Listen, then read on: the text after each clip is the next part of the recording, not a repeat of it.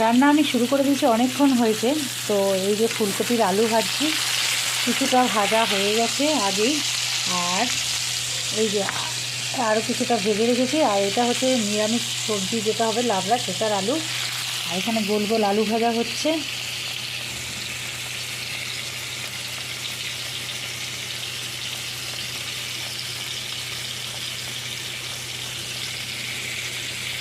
দেখতে পাচ্ছ, এই যে এখানে কেটে রেখেছি। আর কিছুটা এই যে ভাজা হয়ে গেছে, গোল গোল আলু ভাজা।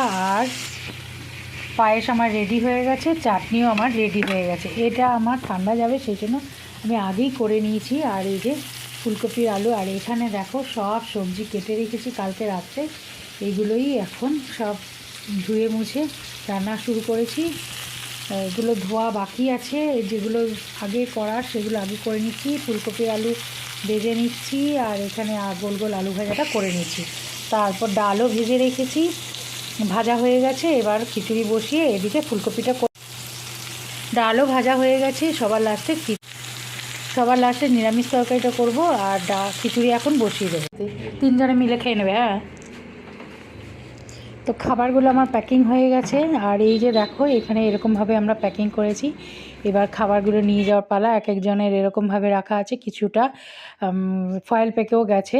তো এই যে এক একজনের খাবার এরকমভাবে রাখা করে প্যাকিং করেছি। আর ফয়েল প্যাকগুলো, আর এই যে আমাদের মেনু, আমার থালাটা আমি সাজিয়ে নিয়েছি। তবে পায়েসটা নিইনি, কারণ পায়েসটা পরে খাবো বলে রেখেছি। এই যে খিচুড়ি, আলু ভাজা, টমেটোর চাটনি, ফুলকপির তরকারি, এদিকে লাবড়া, আর এইদিকে হচ্ছে পাঁপড়। এই ছিল মেনু। তো ভালো লাগলে অবশ্যই লাইক করো, শেয়ার করো। আর কেমন হয়েছে অবশ্যই জানিও। দেখা হবে নেক্সট আবার ভিডিওতে।